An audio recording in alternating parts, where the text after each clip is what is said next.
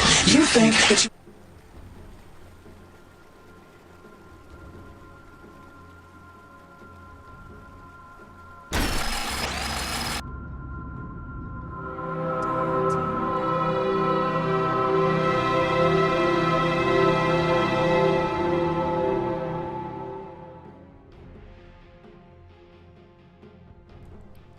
Hello and welcome, ladies and gentlemen, to a Beyond the Summit presentation. We're going to be bringing you guys a game for the We Play Cup series. It's going to be a part of the losers bracket of Group A in this Stage 2 format here. So we see it's going to be 4 friends plus Curly, or 4FC, going up against Artyk here. 4FC had a game versus Mouse Sports, or a match there, and they were dropped down, got dropped down, Mouse taking it 2-0, and then Artyk fighting it out and going up against Na'Vi. They did take one win away from them in Game 2, but nevertheless, going on, they did lose the match in the end, 2-1 in favor of Na'Vi. So here we get to see these two matching it up and kind of deciding who is going to be locked down in 4th place in this match here.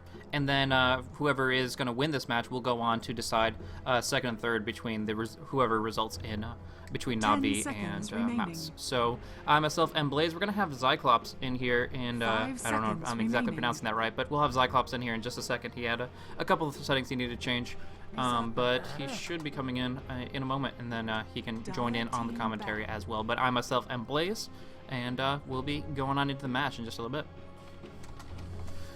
So, yeah, this is, so far, I've seen 4FC play pretty well. They're the Swedish team there that do have one stand-in at least. I'm not sure about Blomberg, but Zaharasaurus is definitely standing in. Was playing the carry role primarily in the previous matches here. Starting off with the ban of the the IO and the Keeper of the Light.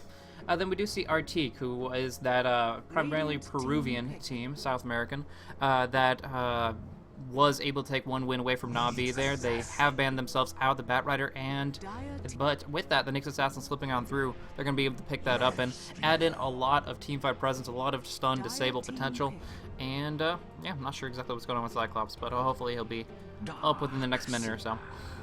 Anyways, as he would say, I believe that is going to be the Wife Stealer picked up for their first pick, or for Artyk's first pick here, along with the Darkseer to go on through. So I'm not gonna steal his thing. We'll let him do his thing there, but we'll wait until he actually gets on into it.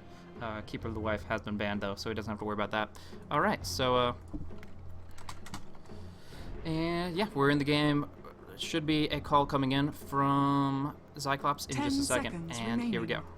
So welcome to the broadcast. Like I said, am Blaze, and here is Zyclops. How's it going, man?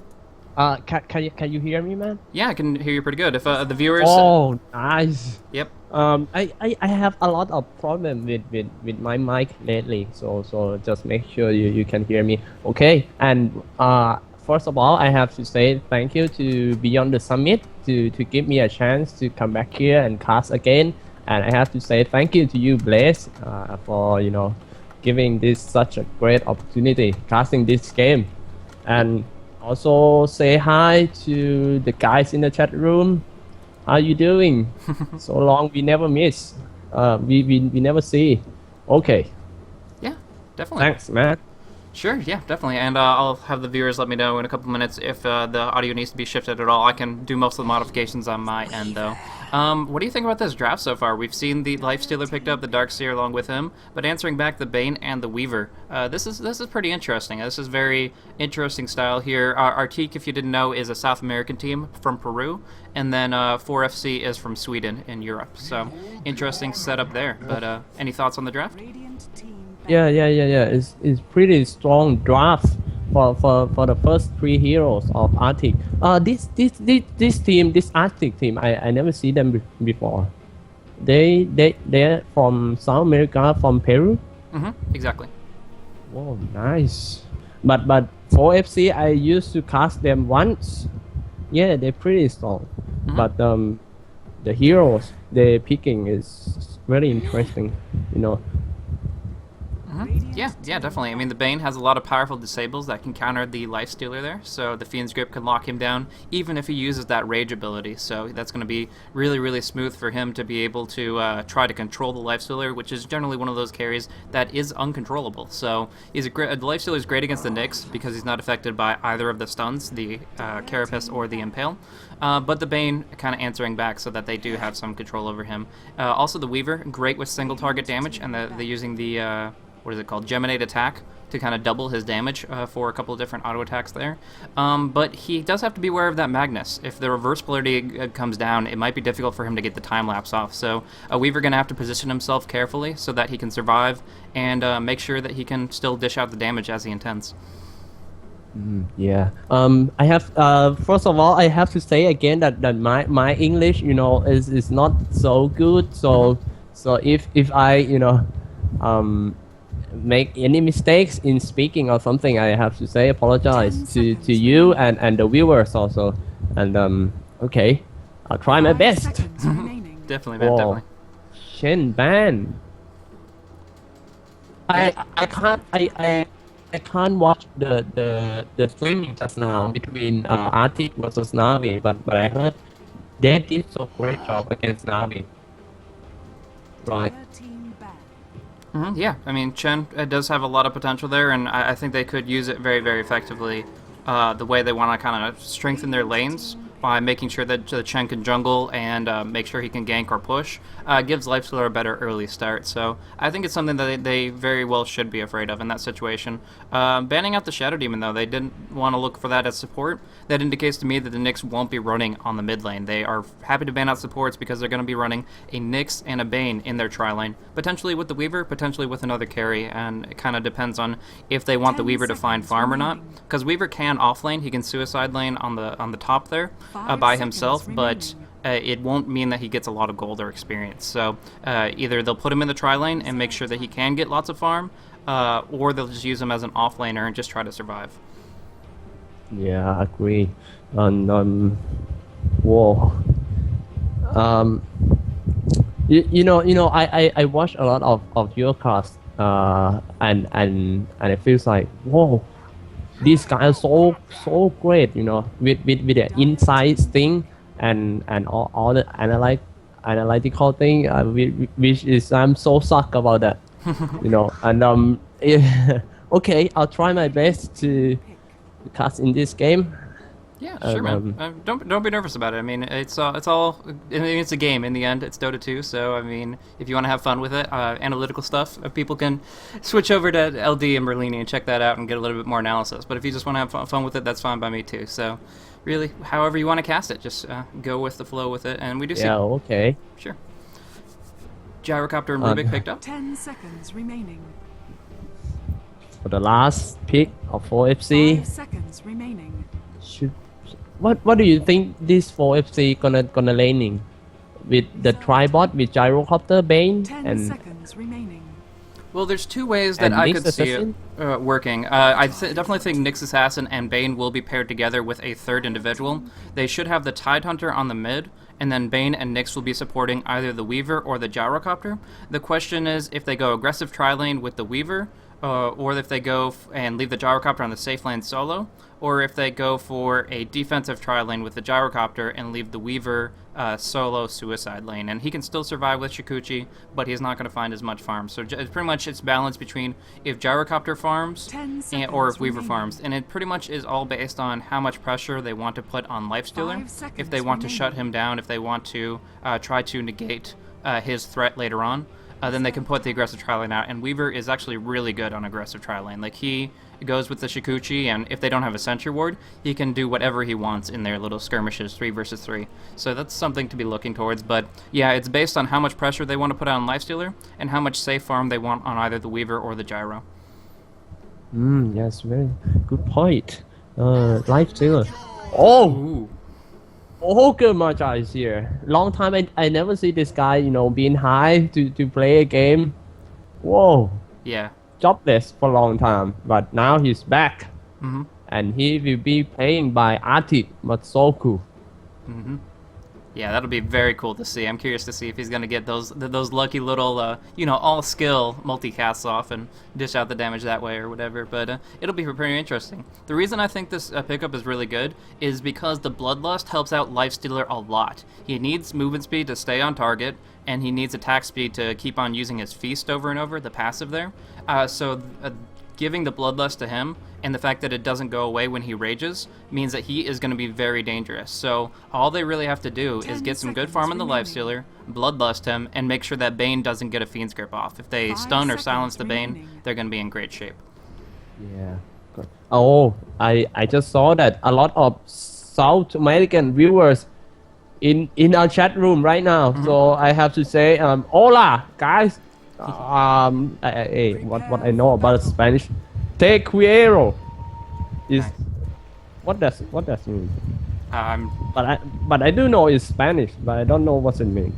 Oh gosh, yeah, you just shouted it out there. Hopefully you're not cursing them out or anything like that. But I got my I got my yeses and nos and cheese. That's pretty much all I know in Spanish, so not really too well versed in that myself. But yeah, I mean, South American Dota is actually pretty underrated. I would say that they have a lot of potential, but one issue that they always have is they're always going to have high ping.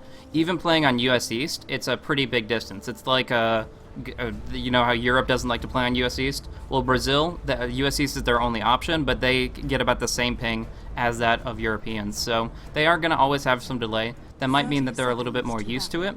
But it is a little bit harder to play on in that situation. Yeah, and I saw in Discovery Channel one day that the Peru is in a lot above from the sea, right? I guess they're playing in the high mountain right now. Yeah, they have a big chain of mountains over in that geographical area. So right on the coast, up in the mountains, there's. Obviously, there's probably some other places. I mean, where you have mountains, you have to have plains as well. But yeah, a lot of different spots to be. Okay. Okay. Before anything, shall we introduce who play who? Yeah. Okay. I'll start from 4FC first. Ares on Bane, Krillly, Thai Hunter, Saharasa, Gyrocopter, Boomski from Nyx Assassin, and Weaver, and Bromberg on Nerubian Weaver. Okay, I'll leave Artyk side to you. Sure, yeah, Artyk. We do have Iwo on the Lifestealer up on the top lane there, getting some pressure out from the tri-lane. We do see that Mosoku is being the one that's playing the Ogre Magi. We have Mystico on the Rubik, so he'll be playing that up there. Smash will be running on the Magnus on the mid, and then down on bottom, Suicide, we are going to see Mihawk down on bottom there. So that'll be pretty interesting. Most of the action is going to be up on this top lane here. A lot of pressure, 3 versus 3. They're actually going to be safe lane farming the Weaver, which is very strong in of its own right. Pretty much in a 3v3. I said the Weaver's really good, but that's not to say that the Gyrocopter isn't. Gyrocopter, once he gets Flat Cannon, can hit all 3 heroes at once in those fights, but actually, we're seeing that Ares is in a bad spot where your Telekinesis as well as the Fire Blast to come on out. The Impale helps him out a little bit here, but Ares is still taking a lot of hits. Mystico as well with that Rocket Barrage to go through. Boomski with a big path block, keeping him in range, and the stun will come out in 3 seconds, but no, they want to back off from here a little bit in over their head, and they're going to fall back. There goes the stun onto Masoku, but the Telekinesis pulls back in Zaharasaurus, and he might just fall here. The open wound isn't up. They actually commit the Fire Blast to the Nyx instead of the Gyrocopter, but they get the open wounds. The right click come out, but Barrage bouncing back and forth. The first blood goes to Mystico, bringing down the Gyrocopter, and that is really good for Artyk. Yeah, very, very long fight here. And is Artyk take the chance? Oh man, this is not a good thing for 4FC, and their hard carry died in front of this guy, this wife stealer. Not a good sign. And what I interest about is in the mid lane is the battle between Thai Hunter. This Thai guy, I never see he, facing Thai Hunter at mid before. Yeah, it's a different way to do it.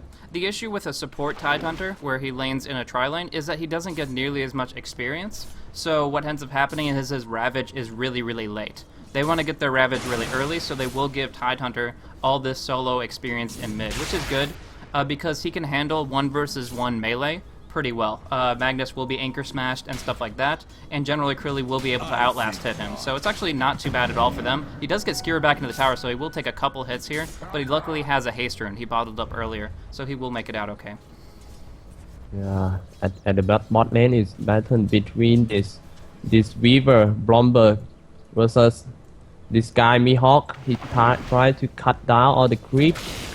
Actually, big damage coming out on top lane. Gyrocopter taking a lot of hits here. The slow comes out from that ignite, and it might be enough to bring him down a second time. They do end up finishing him off. Ogre Magi getting that kill there. They get to disable Iwo, so the Lifestealer won't be able to pick up the kill, but he still, like you said, gets to watch and get some experience on out of that.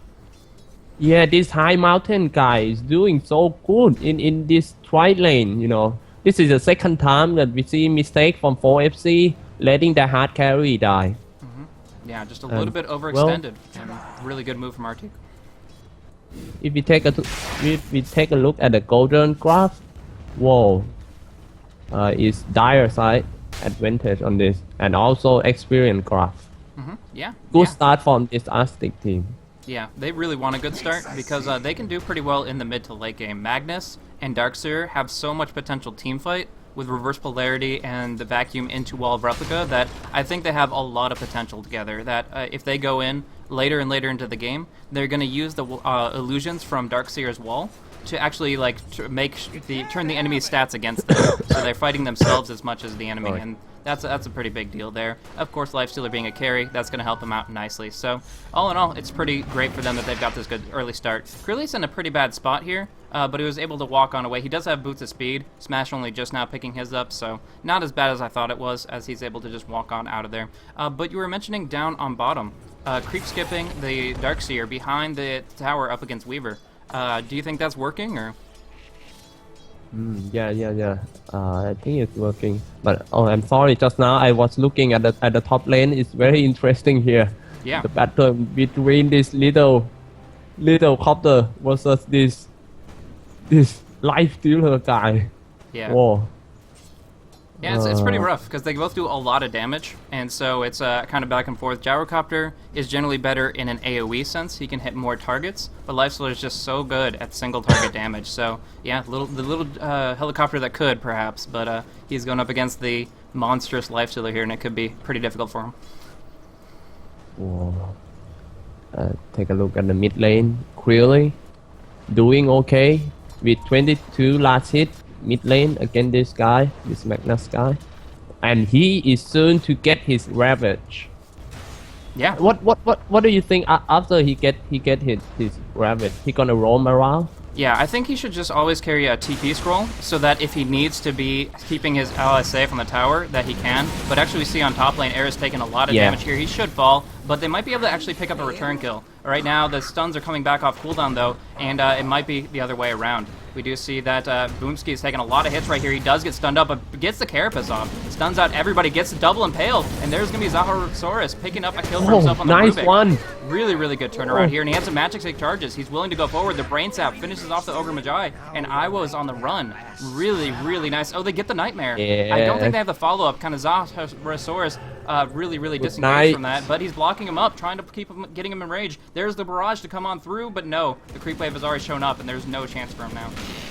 Open wounds up, here comes Mystico, big Fade Bolt, and they're going to be able to turn this around nicely on top of Zaharosaurus. The problem is Eris has run out of mana. He only had 2 spells to his name, and he's already used them. Telekinesis back, he's going to take a lot of hits here, but Iwo won't have the open wounds. However, Smash comes up with the haste rune, big polarity, dropping the hammer, and dropping him down quickly. Now Krilly trying to help out his team, but there's no team to help, and he's going to be on the run as well. Stun coming up in 3 seconds, the open wounds to start it, and he's trying to pop off the Ravage. He really shouldn't. Save the cooldown, man, because you're going to die anyways.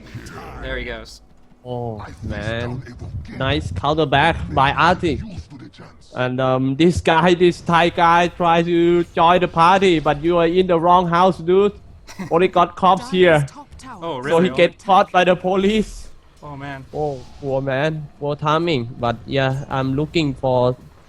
They have to do something better, real soon for 4FC, because right now, it seems like Artyk control everything in the game, especially in this tri lane. Yeah, right now 6-2 in favor of Artyk. Weaver is doing pretty good on last hits down bottom, but Darkseer's keeping point with him as well. And I think that less and less is going to be mattering about the last hits, and more is going to be about these kills, because, as you said, the golden experience graph continues to move towards Artyk because they're really destroying it as far as getting kills and getting levels as a result. Yes, and we'll take a look at this guy. Flame This popping guy off the Ravage, he still, got skewered right in this position here, but the Anchor Smash to finish it off. Krillly picks up a solo kill. Really good action for him as he gets tons of experience, but he does have to commit that cooldown. We see that he is now at level 8, almost 8.5, but he does have over 2 minutes before he can use that Ravage once more. Yeah, I now feeling that placing this Thai Hunter at mid lane is now a good idea, because he get, just like you told me before, he get his Ravage very fast. But when I pick Thai Hunter and in a pub game and I say, hey, I want mid lane, they scold me like, fuck, what are you, nuts? Thai Hunter must go support. But yeah, I got my idea, but nobody believe me. Yeah. But right now, this guy tried to prove that I am right. Thanks, really. Yeah. Mihawk almost catching out the courier down on bottom, but not finding the opportunity. Just going to keep doing that creep skip thing. But yeah, no, heroes can be used in so many different ways. It's really cool how different lineups are kind of coming together. But yeah, we've seen Tide Hunter. I've personally, in the European scene, I've seen Tide Hunter used mid quite frequently. In some point, he was actually more frequently used as mid as then compared to support. But we do see on top a lot of damage coming into Gyrocopter, a little bit more damage going his way. He probably will take a fall here. And Feeble actually limiting Iwo's damage, but in the end, he does fall. Here comes Smash. He's smoked on towards that top lane, looking for that skewer RP on towards Eris. He's gonna land it, but yeah, he follows up the RP. Easy kill for himself, and the Nyx Assassin dies in the trees himself. This is really, you were saying he's in the wrong house. They're just spreading their house all over. Artyk really taking control of this game. Yeah, and and you know, dying in the wood is something very bad, you know, stuck in there, and you can't do anything. Oh, Yeah. nice. And right now the game score is 9-3 already. Oh man, what a great start from Artyk. And they're might get this tower too. There is going to be some damage coming out from Gyrocopter to try to dissuade them. They will maybe get the stun. No mana left on Nyx Assassin, so it looks like will be able to walk away. The Nightmare does connect with them, but they break him free. Mystico sacrificing himself. Now Masoku, all of them tanking up this Nightmare just to try to get out. Now Masoku stuns up on Boomski. He is on the run, and he might get out, but the Gush is rank 4 and should be able to lock him down here, but he does get the TB. No interrupts. He will survive, and they all get out of here. Perfectly fine. Oh, nice escape just now. And well,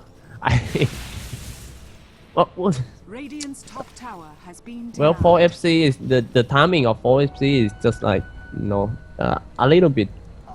You think, oh, and I'm sorry, at the top lane, this guy Beaver got a kill on Darkseer. Yeah, that's actually an extremely big play. I'm sorry for the viewers that I missed it as well, but Blomberg was not only able to kill Darkseer solo, but he denied the tower. So Blomberg was trying, the Darkseer was trying to man up on the tower, but Mihawk was a little bit overextended because Blomberg got the tower deny and then followed it up with a kill on him. He used this medallion, which is a really great item on Weaver early on. It reduces armor of the enemy by 6, so it allows his Geminate to do that much more damage, and it's actually very powerful. So baited him out with time lapse, got the tower deny, got the tower kill, and this has got to be the one silver lining that I see for 4FC right now, is they're doing so well on this bottom lane.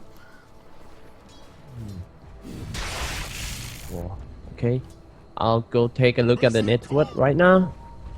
Whoa, this Weaver is doing great job.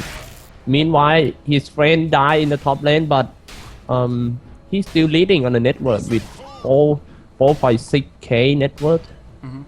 Right now he got power 3, red band, and medal of courage already.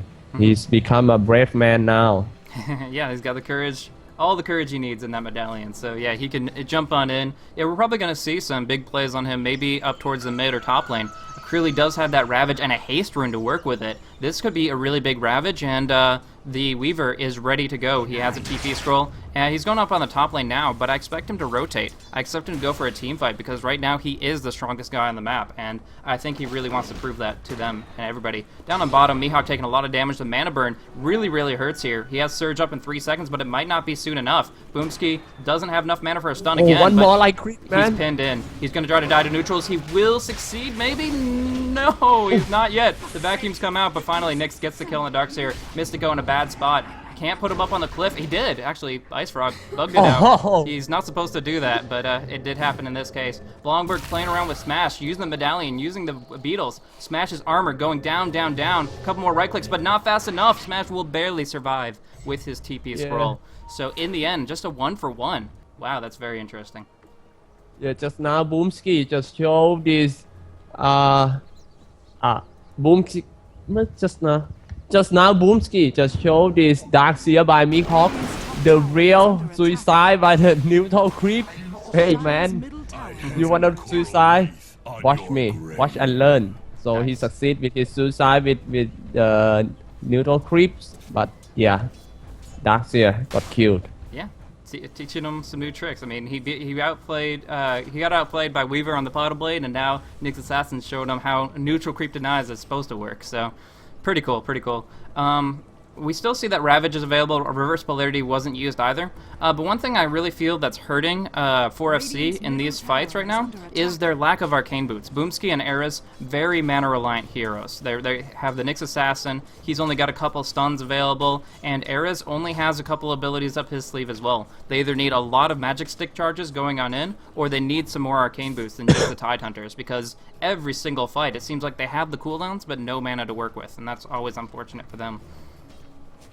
Yeah, and whoa. Radiant's middle tower is under attack. I'm looking at this Tidehunter. Dire's bottom tower is under attack.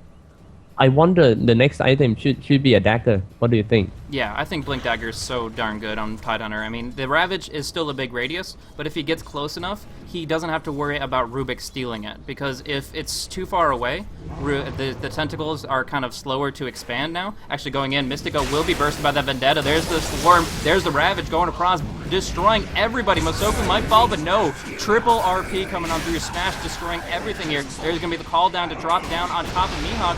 It actually doesn't even connect. He surges away. And again, only a 1-for-1 out of all of this. Both teams popping off big ultimates, but nobody dying. Yeah. Is this a friendly meeting or something? They pop out all ultimate they got, but only 2 people die. Oh my god. Maybe they. Oh. Yeah. That's... And I'm sorry if you know my casting is some kind of like, you know, I always cast alone, but I'm you know, and if I did any mistake, I have to say apologize to again to viewers and to you. But anyway, I'll try. It might take some time to adjust, but I'll be okay soon. Sure enough. Yeah, no, that's no problem. It's something that you learn over time. You have to adapt to it. But one thing we were talking about, nobody dying, is kind of like a little bit of a Peace Corps there. I mean, Nyx and Rubik did take a fall immediately, but you know that's not even a Dothraki wedding. Anyways, we see that Darkseer did pick up the mechanism, and I think that's probably a pretty big part as to why Ogre Magi was able to live. Smash got the biggest reverse polarity to pull him away, and then Mihawk was able to give him the mechanism, which made sure that he was topped off and didn't have to worry about some long-range kills there. So, yeah, in the end, Ravage popped, reverse polarity on cooldown as well. Magnus does have the upper hand in that as his cooldowns are shorter, but nevertheless, not too much happening in between. So, as time goes by, I feel that Artyk have more map control, but 4FC has more carry potential in the dual core aspect, because they have Gyrocopter farming up, looking for drums, and they have Weaver farming up, and he can go for any number of really good items. So, in this sense, I think Artyk, their time is numbered unless they get some greater initiation. If they get Magnus's reverse polarity or Darkseer's wall, it's still going to be any good fight for them, because they just want to be able to contest Roshan and things like that. And I wonder, in the ultimate, the reverse polarity from the Magnus, it seems like the radius is so so big.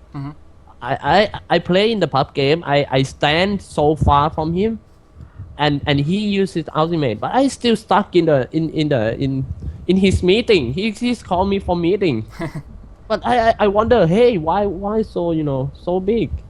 So Yeah. I think this one Artyk is, well, God Magnus is kind of strong hero in a team fight, so it's gonna be it's gonna be a trouble for 4FC for sure in the big team fight in the mid game. After this, maybe I guess the big team fight should be around 20 minutes pass. Yeah. After they get some core item for gyro and life stealer. Whoa, it's gonna be a big fight in mid game and very interesting to watch. And then you were mentioning the dagger pickup that will probably be coming on Tidehunter, but guess who's going to get to it first? It's actually going to be the Magnus here. We see that he's only 100 gold away from a Blink Dagger, and Magnus should always go Blink Dagger. I mean, it's so good to get a skewer pickoff or to get some good reverse polarity. So with this Blink Dagger, I really think that Artyk can just, instead of just going like even trades 1-for-1, they can start taking like 3 or 4 man swings in team fights. So it could be really, really good for them. If you think about, you're already talking about how big the reverse polarity radius is, and the Blink Dagger to set it up, perfect timing. On top of that, you also have the Darkseer vacuum. You pull them together even closer, and suddenly, yeah, that meeting's for the entire town. That they're just going to be able to pull everybody on in there, and it's going to be pretty interesting.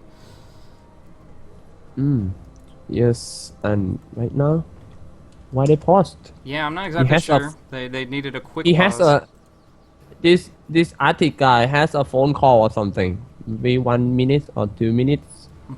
Hopefully, it won't Maybe. be too long. Yeah, maybe his mom calling. Hey, where are you? Get back home. Get your dinner. Something like that. So we just take a wait. Whoa, look at this life stealer guy. He's got Mordigian already, power 3, and 500 gold in his pocket. Pretty Yeah. fast. Yeah, doing extremely well right now. Armlet is very, very solid. And this has a lot to do with how well the tri-lane did, the supports, and how Rubik was able to set up kills Ogre Magi as well.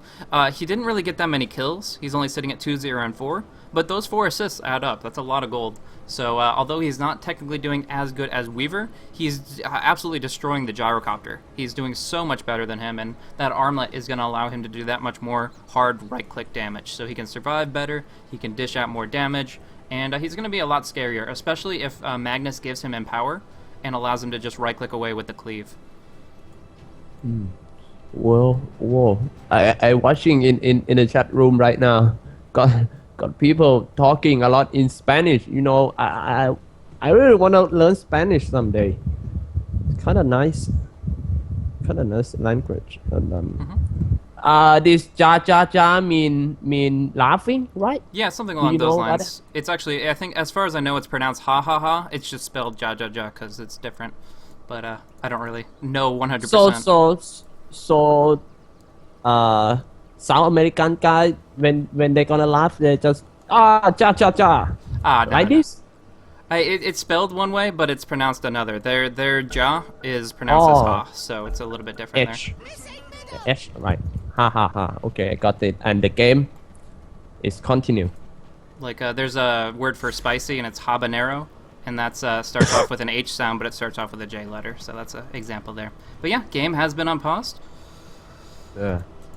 And yeah, that's going to be moving on forward. No big ultimates available, so it'll be some time before that becomes really relevant. But yeah, like you said, in about the 20-minute mark, I definitely think a big team fight could be on the horizon. So farming up a little bit more, we do see the Gyrocopter. He really, really wants that Drum of Endurance so he can move out of the way of all that big initiation, as well as just try to survive with some extra strength.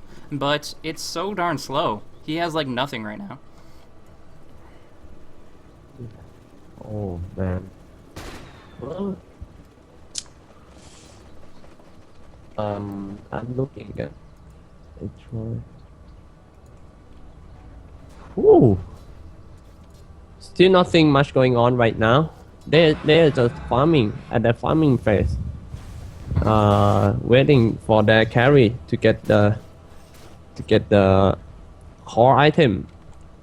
Yeah, I think a big part of this is the fact that they don't have much wards offensive. Like the Radiant have a couple good defensive wards, and the Dire have one good offensive ward on the top lane, but it also could be considered defensive if they want to farm aggressively.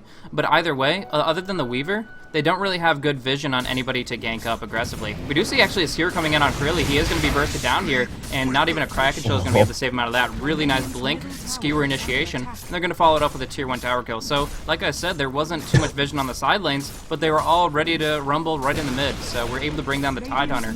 And, yeah, putting some points on the board there, but Darkseer did fall as well. Down on the bottom lane, they were able to put that pressure out and finish him off. Looks like Gyrocopter got the last hit on that, but they did have to use their Fiend's Grip for it, the single target lockdown that Bane provides with his ultimate.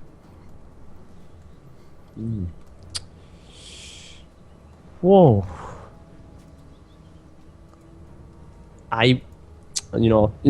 Actually I got a lot of things to talk, but it's kind of hard to, translate it to English and say it out. It takes some time for me, but anyway, I'm still learning English every day, I go pay for the course, for the English, for speaking course, just to improve my casting. But, well, I have to say that I'm so jealous on you. You guys have very good English, Well, native speaker, it's a little easier. I mean, you like thinking and dreaming. You're always going to be in a different language, and that's just a difference where the native English. But I'm sure you'll get there. I'm sure it takes some time, but you'll get on into it long term. We do see actually smoke coming down. This is the time where they want to start being aggressive. They see the stack come out. They know somebody's nearby, and they find Eris going on in. I'm not sure why they dropped the Sentry Ward, but either way, they were ready to just beat the crap out of anybody they rounded the corner to see. And in this case, it was that Bane, unfortunately for him.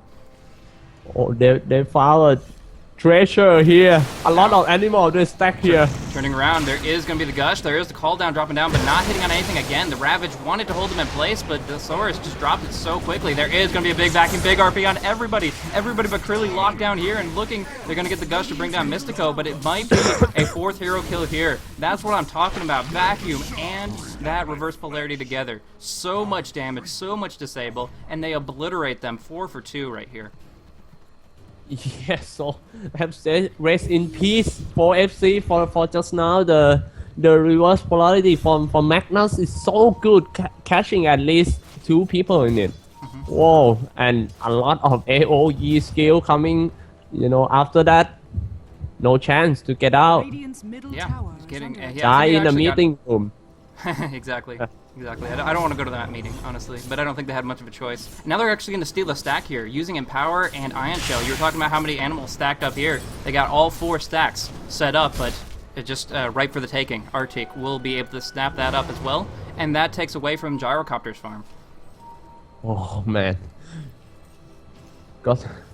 Jumping on in, Magnus goes in for that skewer, but instead gets nightmared up. They get the stun, double multicast onto Boomski, but they do get the reverse polarity, the Fiend's Grip onto Smash. Vacuum comes on in, but in the end, they do bring down that Magnus. He's gonna buy back, but he's gonna be a long way away from this team fight. There's gonna be a lot of damage coming out. Iwo, the target of choice, but he armlet toggles and he walks away. They're only able to bring down the Darkseer. Blomberg chasing as fast as he can. Shikuchi really, really quick, but not enough to bring down that lifestealer. Instead, they opt for Mystico, and they will be able to bring him down. Still, number of survivors. Masoku, what is he doing? I think it was creep blocked inside this tiny little circle. Yeah, man. Yeah. Maybe he lost or something.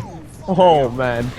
Poor Ogre. My truck is lost. And a nice comeback from 4FC, killing 3 guys.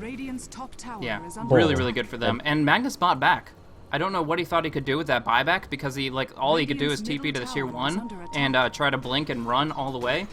But no, he bought back and he wasted a lot of gold there as well. So although Artyk had a great fight where they took 4 and only lost 2 supports, now it turns the shoes on the other foot, as we see that only Lifestealer was able to actually get out of that unscathed. So very, very good fight for 4FC and still showing some signs of life.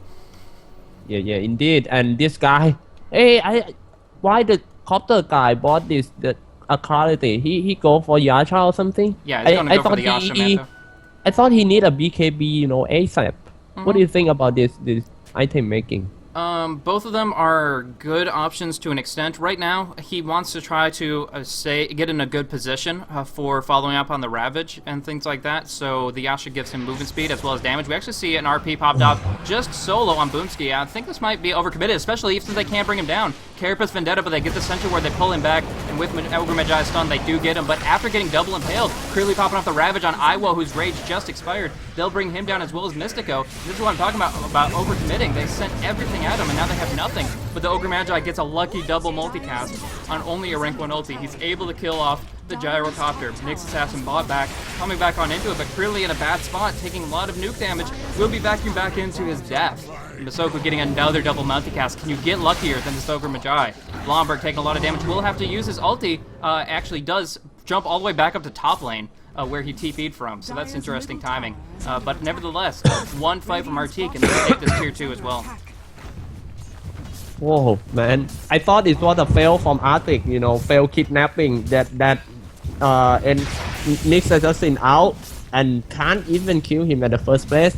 But yeah, when the fight lasts long, this Artyk just did a great job at the end, Radiant's bottom tower killing 3 guys and also got a tower. Exactly. So that is Artyk. You can see the big gold and experience swing there. They lost quite a bit with that one fight down on bottom at first. 4FC was able to do really, really good work there, but following it up, Artyk just snaps it right back down. You see just a big, little bit of a pyramid or something, snapping up, snapping down. They lose all that experience once again.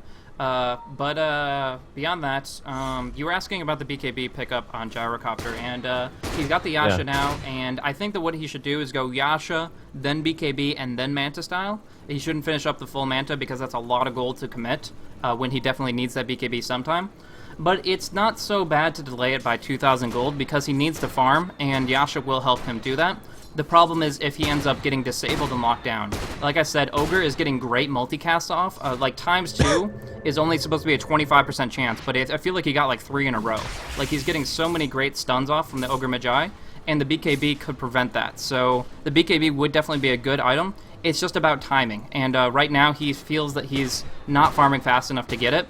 But if he starts losing team fights without BKB, he's going to regret his decision there.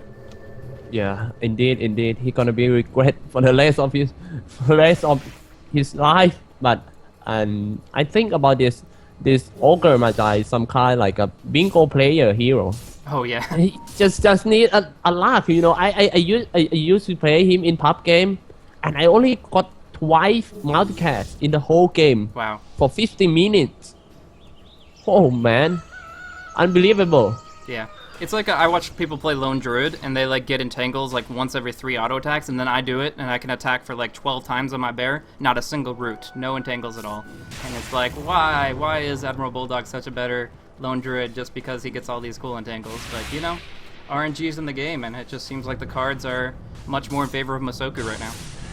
Yeah, and the same thing also happened with me when I played the Faceless War, you know. He got his skill to block the damage, right? Yeah. Yeah. And yeah, it's always work when a creep attack me. Whoa, I got a lot of block. But when it comes to something important like Laguna Blade, I was dying, you know. Yeah. Bam! Right through me. Never block at all. No time lapses. I was, you know, I pissed off with that. Yeah. I mean, it's, yeah, if sometimes you get, like, the best ones ever, and then other times, yeah, you're blocking creeps, and you're, like, you see him doing all these cool Matrix dodging things, and he's like, yeah, I'm super cool, and then suddenly, yeah, you get Laguna Bladed, you get nuked on down, and you're like, why can't I dodge now? Why not? Yeah. We see a lot of damage coming into Roshan here. They get the Iron Shell, they have the Empower, and the Bloodlust. A lot of buffs here. I mean, I mentioned I guess I mentioned both of them, but I didn't really mention them together. Bloodlust plus Empower, both at the same time. Lifesteal is going to just destroy things, especially now the Desolator brings Roshan's armor down to 0, so he's not mitigating any of this damage.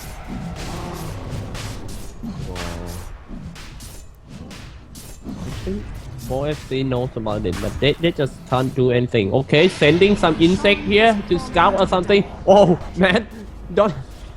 This guy almost dead. Yeah, it's difficult because you can't really armlet talk with that. We do actually hear a skewer. It's actually a pick off on the Bane.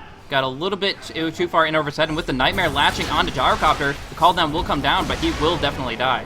And yeah, that's a big loss for them. Losing 2 heroes so quickly, didn't even get a chance to get down to Roshan. And you can't play all wishy-washy like this. You can't say, oh, maybe we can go in, maybe it's not too late. No, you have to either commit in full, or you're going to get picked off like that. So they lose 2 for absolutely nothing. Yeah. What are they doing just now? They can't make any mistake from now on because, you know, it's getting late in the game and just one single kill matters a lot. And they are moving forward and looking to take the mid-tier 2 tower of the Radiant down. Tower is under attack. Now we see, yeah, a lot of damage coming in. The tower falls very, very quickly. And that's just more control for them. They only have 1 tier 2 left. And they're going to have to defend it with their lives because it's falling so quickly. Krilly is doing some split push. He actually picked up a mechanism after his Blink Dagger, but still, he's always going to be in a rough spot if he's pushing out this far. And I think he can blink away in TP, but, you know, he's not accomplishing nearly as much as that of Artyk. Oh. But in my opinion, 4FC is doing good in this TIE Hunter. Because he killed 6 already. And yeah, he also got a lot of items. And once he reached to 16, his ultimate is gonna be, you know, damn pain for all of them. Blinking, Ravage, and the nuclear missile from this gyrocopter. Whoa, almost dead. Yeah, interesting. That's very true, actually. So a lot of potential for them to kind of throw the AoE threat. The flak cannon does a lot of damage, and the call down with that Ravage, a lot of potential there. But it just doesn't feel like they're actually getting the initiations they want. They're not actually going for full 5v5. And the one time that they got an amazing Ravage off, the call down had already been dropped just on nothing, on the open ground. And it was very unfortunate. Fiend's Grip, no, just gonna go for the Nightmare onto Iwo here. Try to lock him in position so they can go for this fight. They can follow up with that Fiend's Grip, but they get the Ravage off first. Masoku is the target. They bring everybody down. The call down will be able to bring down the Ogre, but big RP will be able to bring down everyone else. Mystico throws him up in the air. There's a big damage coming out with that Infest, and they just obliterate everyone here. Oh my goodness, that team fight. I mean, it's not even a fight, it's a massacre. They lose the Ogre Magi. There was a lot of spells committed on him, but nevertheless, they do lose everybody else. They're trying to chase down the Weaver. Instead, just go for the Nyx. He's an easier target. And with this telekinesis, Boomski juking in the trees, but can't take much longer. Oh, TP, body block no. by all the guys there. There we go. Surrounding him up and bringing him down. So poor Boomski. But about the fight just now, I thought in the early fight, I thought 4FC is doing great with the Ravage and the missile thing and the nuke thing, but it turns out, whoa, they all dead, 3 dead for 4FC. That's exactly it. That reverse player is just like that whoa moment where you're just like, oh, well, suddenly everybody is stunned up and can't do anything, and then follow on through. There was just a lot of damage after it. Like I said, they only brought down Ogre in that main team fight. Weaver was able to play a little guerrilla warfare on the side and pick off the Darkseer with a little bit of cat and mouse play, but nevertheless, they lost so much from that. It was really very one-sided after the initial engagement. Yeah. Hey, do you think Bromber can bring his teammate back? Do I think who? This Bromber guy, this Weaver guy. He's doing pretty well, but he's only got a Lincoln's right now. He has good defensive capability with that, but he doesn't really have any hard right-click damage. So until he can actually do a lot of physical damage with his Geminate, maybe pick up a Demon Edge or something, he's actually going to have a hard time really contributing more than just poking and prodding at them. He can survive, and that's great because he needs to be able to get his time-lapse off for a second health bar. But as far as dishing out the damage, right now, it's all in Lysio's court. We see another Blink initiation, skewering on in Eris. Nice stun coming out of the Nyx Assassin, but Eris will fall in the end. Double multi onto Krilly. He will have to fall back from here.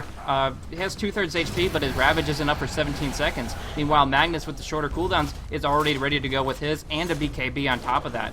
So much potential here. Iwo will lose his Aegis, though. A little overconfident. He does get stunned, bursted, nuked, and he will come back up with full HP. Empowered Bloodlust, and they're going to go for more. And empower Bloodlust on this guy, this Wife Stealer. Something a nightmare for 4FC, man. Take a look at that. Yeah, ridiculous. No more attack. Really good attack speed. When the armlet's on, he does 350 some damage. It's just ridiculous. Crilly jumps on in with the Ravage. Will be able to bring down Iwo the second time. Perfect timing. He couldn't use his armlet. He couldn't do anything. He dies, but Crilly, the vacuum comes in, the RP. No, they already used it. They're not able to accomplish anything here. They pop off the wall. Ravka to try to run away, but Blomberg won't let them. Smash locked in with the Fiend's Grip of that Bane. Dueling it back and forth, smashing Zahasaurus. Zahara will win, but Mihawk is trying to make something happen here. No mana at all, though. He's just going to walk away with that Iron Shell. Looks like Masoku will fall as well. He takes the Nyx Assassin with him and distracts enough for Mihawk to possibly get away. 10 seconds, he will have mana for the TP. So he does live, but that was absolutely the defense they needed. The problem is they still lost their racks. They still lost the tier 3 tower. They still lost the melee racks. Yeah, but well, they got some consolation gift. You know, got 3 kills, got 4 kills. They got back, but I don't think it's gonna worth it. It's kind of hard to come back, but with losing one rack. Yeah. But anyway, anything can happen in this kind of game, this Dota game, especially on high level. They just know how to come back with this. Dire's middle tower I is have to under focus on this Blomberg guy. Right now he got Mithril Hammer. I guess he going for Desolator or Black King Bar. I don't think it's gonna be Black King Bar.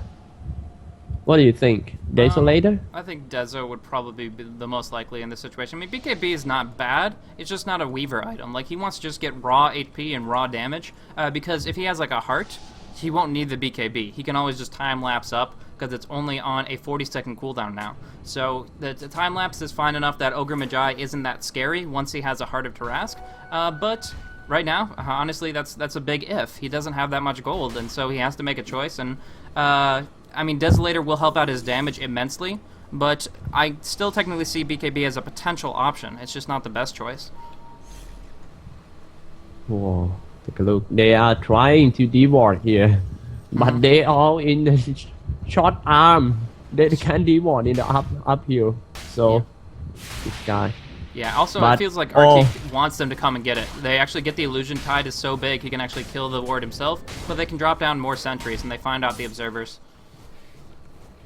Yeah, and whoa, just now is the sentry tab from Artyk. Try to make them go out and deward, and they're gonna kill them all. Whoa, very badass team from South America. you know, have you ever heard about the tango trap? Tango trap? Like you leave a tango on the ground? Yeah, I cast a game last week, and one guy dropped his tango in on the floor, and then the opponent sees it, and whoa, a tango! They go straight for it.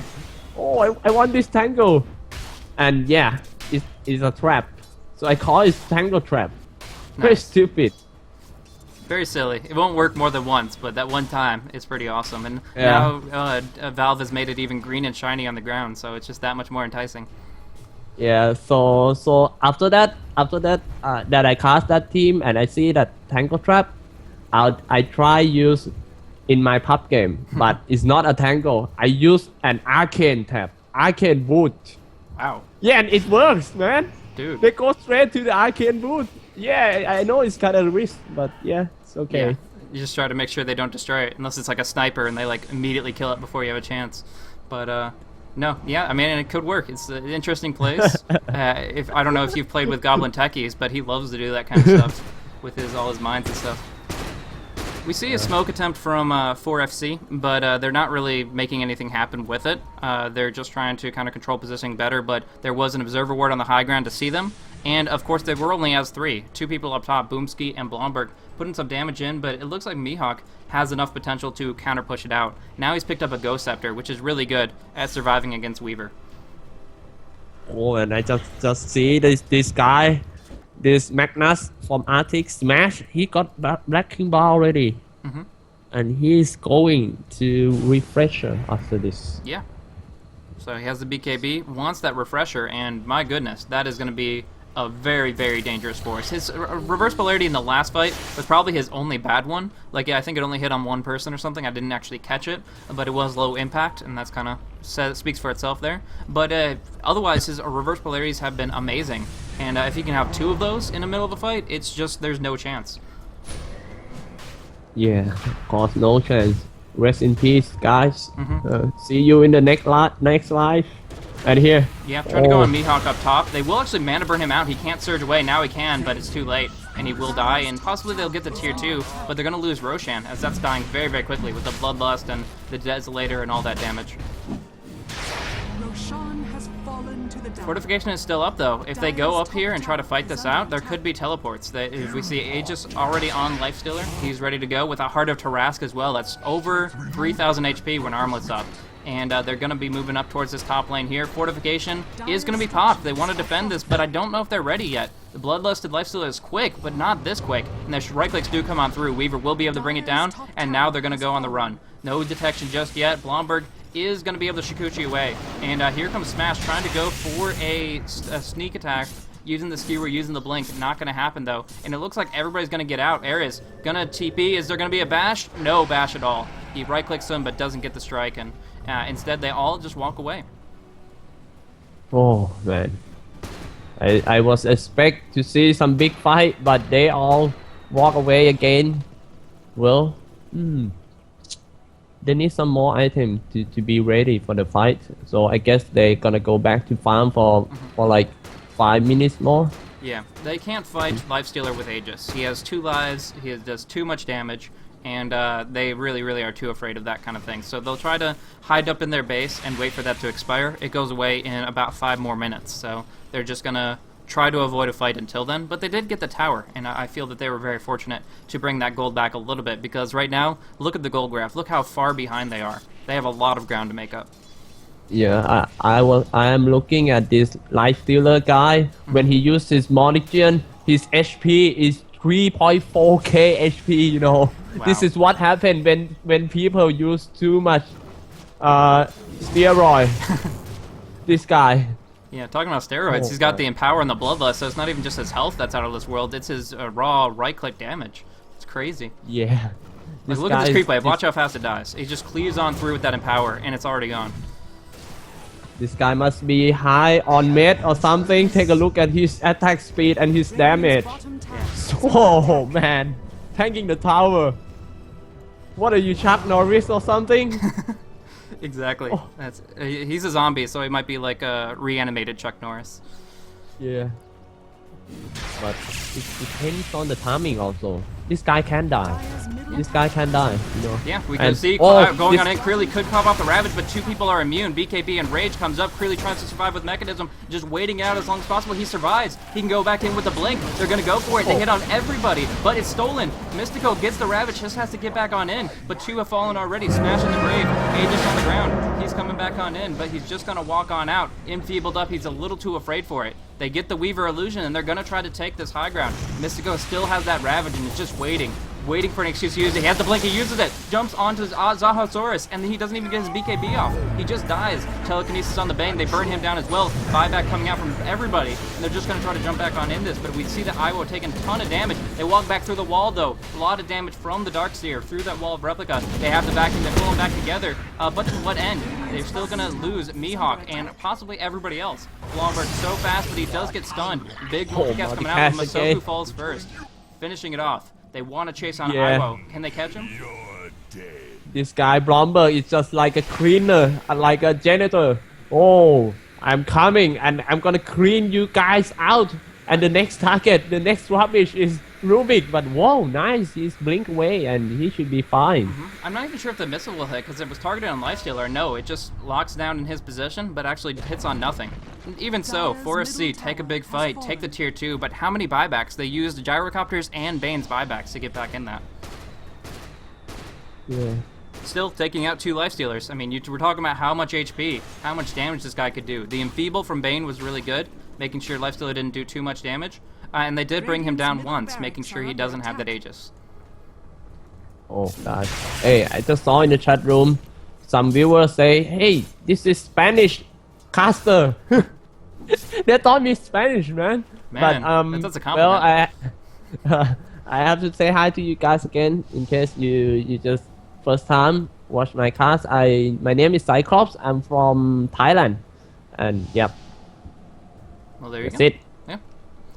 So different mindset, but still, obviously, awesome Dota cast that we have the opportunity jump in this. They actually still have Ravage. So they took a while to use it, so he won't have much time this second time around, but they are smoked up. They have Blink and Ravage available in just 35 seconds. And they're going to go in right now onto Boomski. Reverse Polarity committed, and they burn him down immediately. They popped off like every cooldown in the book, but they did bring him down.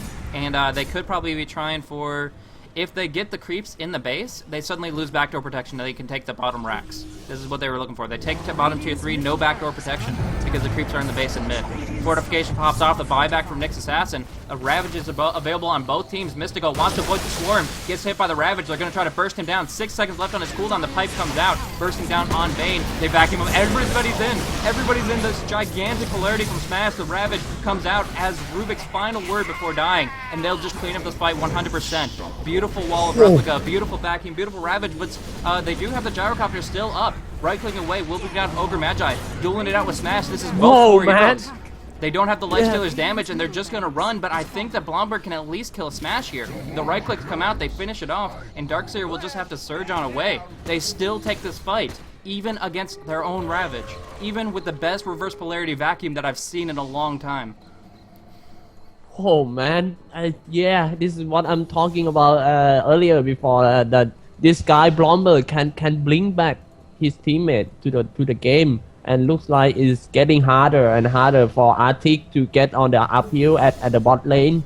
They pay like 4 or 5 days every time they try to go up, and this is not a good sign for Artyk. They have to finish this game as soon as possible.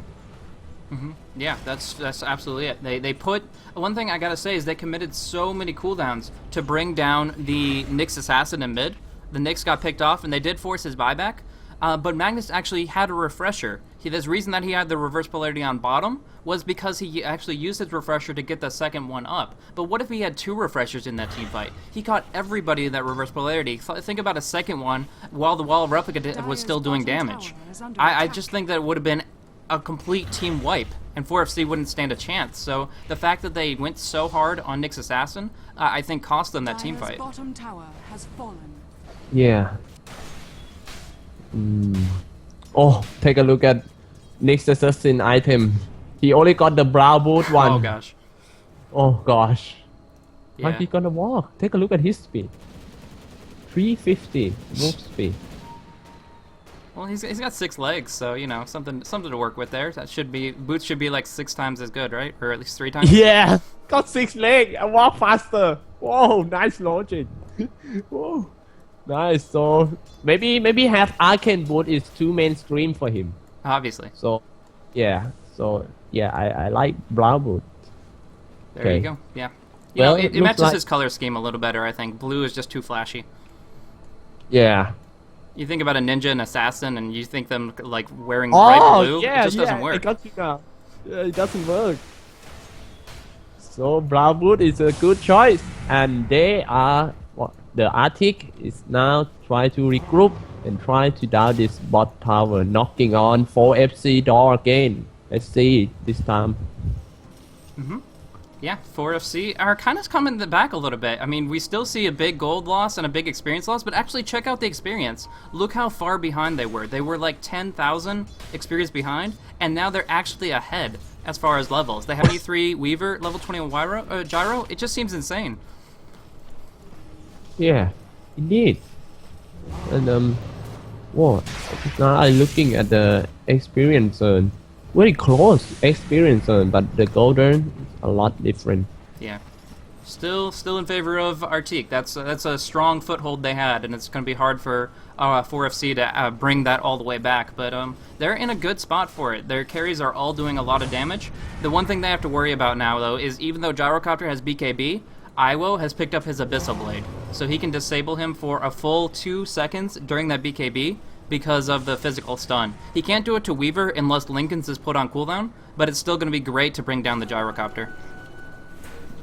Yeah, I agree with you. And right now, oh, I think they're waiting for the dinosaur here. Oh my, almost. Is Roshan the dinosaur now? Yeah, I always call him a dinosaur. You know, Awesome. he looks like one. Yeah, and I think that the next big team fight is very important. Maybe it's decide the game. Yeah. So they have to be, you know, very, very careful with every details before the fight, the wards, the vision, everything, the cooldown and the mana. Make sure that they are ready to go in. And right now, Yeah. Everybody's getting Bloodlust, everybody's getting Empower, they're ready to go for this Roche here. One thing to mention is, along with that Abyssal, we also see Rubik picking up a Scythe of Vice. So, there are lots of disables, and all they need is Smash to get good double polarity off. But Weaver, Shikuchi on in, he has double damage. Big right click's gonna come on through here. They skewer him up over to the secret shop. He's all the way over there. He time lapses immediately. They do see the Ravage coming on out. Refresher actually for Krillia as well. Gonna go on as soon as the Rage expires, but the reverse polarity is too fast. There goes the Ravage anyways. He gets out with the Kraken Shell, but the second polarity pulls him right back in. They're all getting obliterated here, and Krillia will fall with his team. 5 for 1 in the end. Oh my gosh. Those polarities, too much coming out of Smash there. Oh, that looks... It was so back and forth because the Ravage almost could have saved them. The Kraken Shell dispels the polarity stun and was enabling him to get that second Ravage off, but it didn't buy them enough time. Smash had the final word, just laying the smackdown with this big polarity. And this might be it. Buybacks coming out, as many as they have, but only 2 is not going to be enough here. oh man, a double RP just now was so. Oh. I wonder if I were for FC, I wanna flip my table. What? Flip table, man. It's too pain. Stop so long time. Almost 10 seconds. Standing right there, can't do shit.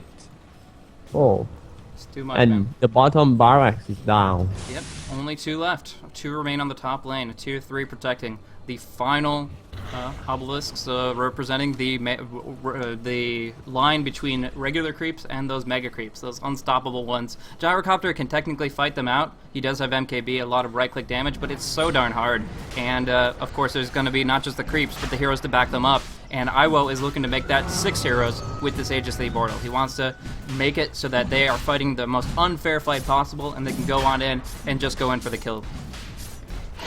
Oh man. Oh, and that cheese! Take a look at that cheese! So big cheese! Magnus able to pick that up. So Dino down, they pick up his Aegis, they pick up his cheese, and they're going to be going in towards a team fight here, trying to pick off Blomberg, but he is going to be able to Shikuchi on away. I'm sorry. Oh, my cough. I just, I'm cold.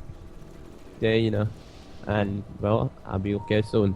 And right now, Artyk try to regroup and go for the last barrack of 4FC at the top barrack with the cheese and Aegis. What do you think about this? Yeah, I think they really have a good shot for it. Right now, the Ravage is coming up in 10 seconds, as well as the Refresher, so they will be able to fight it out to the bitter end. But Rubik's going to look to be in a good position to steal, and again, those 2 polarities will be up in 10 seconds as well. Pretty much identical timing. And I really think that if 4FC clusters up at all, the vacuum plus those polarities is gonna show exactly what we saw last fight, which is it's just too much for them to deal with. So we'll have to see. There are no ways to lock down this Magnus because he has that BKB, and I feel like they can just let the Lifestealer frontline tank it. He's already delivering so much damage to the Brain Racks. He runs out of mana. He goes in on Boomski with that Rage active. He still right-clicks him away, but a nice defensive Nightmare almost keeps him alive. The Ravage comes in from Krilly, looking for the second one. He gets it off. He will pop it, but instead he knows that he can't do enough. The Root Polarity comes on through. Here comes. Just to go. There's the Ravage across. Smash looking for his second RP, finding it onto Zorosaurus. There is going to be Iwo back up with that Aegis. He is enfeebled, but he's still doing so much right-click damage. They even gave him back the Empower. He is being scripted up, but not for much longer as Eris takes a fall here. They infest. They go for the right clicks. They finish off everyone. Abyssal Blade even down on Krilly to finish the job. That's 5 for 2. They will take this fight. They will take the game. And good game, well played, comes out of Krilly from 4FC. Oh, what a performance from South America, from Amazon. Oh, this guy makes South America so proud. They just destroy 4FC with their, well, Magnus with double RP.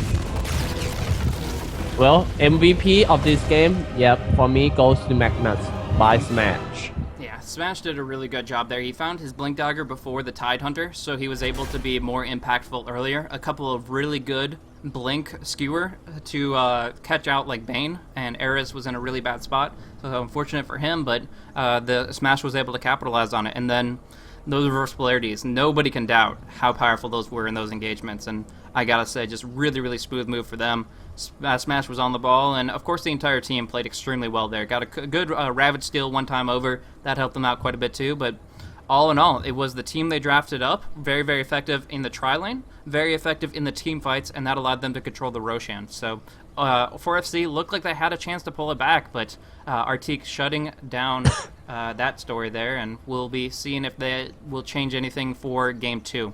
So this was Game 1 of the best of 3 series. 4FC loses to Artyk at a 50 minutes and 30 seconds. So pretty awesome long game. Do you have any other thoughts on it? Yep. Sorry, just now.